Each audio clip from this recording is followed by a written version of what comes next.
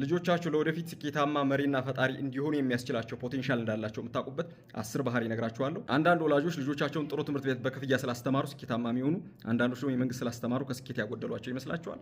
አንዳንዶች ልጆቻቸው ጥሩ ውጤት ስላመጡና ደረጃ የሚይዙ ስለሆኑ ነገ ላይ ስኬታማ የሚሆኑ ይመስላቸዋል። ዛሬ ላይ ጥሩ የፈተና ውጤት ስላላመጡና ደረጃ ስላልያዙ ስኬታማ የማይሆኑ ወድቀው የሚቀሩ ይመስላቸዋል። ነገር ግን ልጆቻችሁን ለስኬት የሚያዘጋጀው ትምህርት ቤትና የትምህርት ውጤት አይደለም፣ እናንተ ወላጆች ናችሁ። ስለዚህ ከልጆቻችሁ እነዚህን 10 ባህሪያት ተመልከቱላቸው፣ ያላቸውን ጠብቁላቸው፣ የሌላቸውን ደግሞ እንዲኖራቸው ኮትኩቱላቸው። መጀመሪያው ጠያቂ፣ ተከራካሪና ተናጋሪ ልጆች ናቸው። እነዚህ ልጆች ቲንከር እና ቶከር ናቸው። አእምሯቸው ምንም ነገር ከመናገራቸው በፊት ያስባል።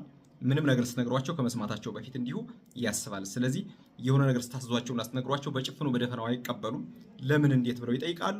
ሪዝኒንግ ምክንያት እንድትነግሯቸውና እንድታሳምኗቸው ይፈልጋሉ። ከዛ ውጭ ደግሞ እናንተ የምትሰጧቸው ሀሳብ አሳማኝ ካልሆነ የማይጠማቸውና ለመቀበል የሚቸግራቸው ከሆነ እነሱም የራሳቸው ሀሳብና ምክንያት አላቸው።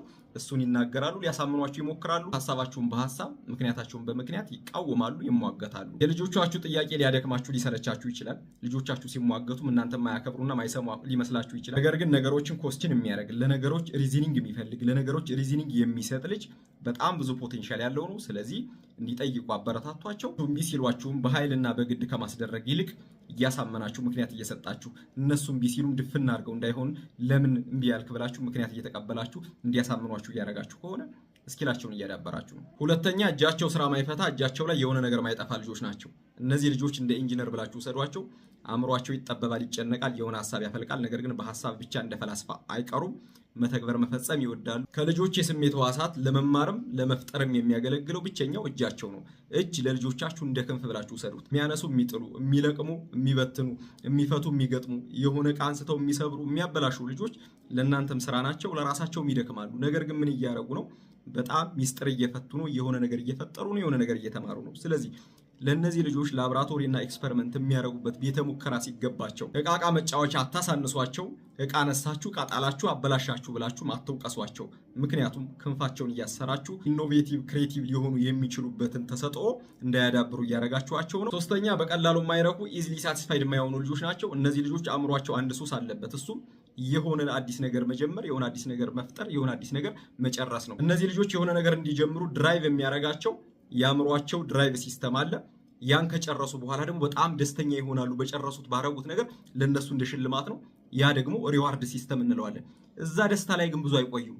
ወይ ያን ነገር ጥለው ሌላ ነገር ይጀምራሉ፣ ወይም ደግሞ ያን ነገር ማሻሻል ይጀምራሉ። አንድ ልጅ የሆነ ስዕል ጨርሶ ይኸው የሳልኩትን እያለ እየዞረ እያሳየ ግድግዳ ላይ ሰቅሎ ሌላ ላይ ስል ይችላል።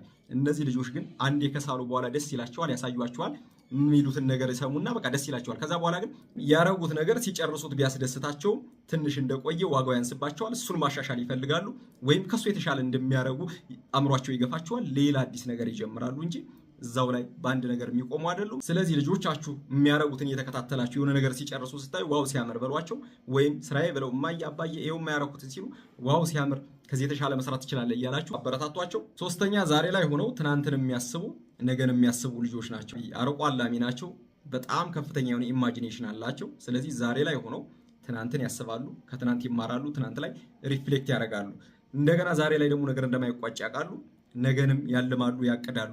ነገ እንዲህ ቢሆንስ ብለው ስለ ነገ ያወራሉ፣ ስለ ትናንትም ያወራሉ። ልጆቻችሁ ወደ ኋላ ተመለከቱና ዛሬ ላይ ሆነው ወደፊት ተመለከቱ ማለት የማይታየውን ዓለም ያያሉ፣ ኢማጂን ያደርጋሉ ማለት ነው። ትናንትን ለብቻ፣ ትናንት የሆነውን ለብቻ፣ ዛሬን ለብቻ፣ ዛሬ የሆነውን ለብቻ፣ ነገም የሆነውን ለብቻ ሳይሆን የተገጣጠሙ የተሰካኩ እንደሆነ ያውቃሉ። ስለዚህ ከትናንት ዛሬን ይቀጥላሉ።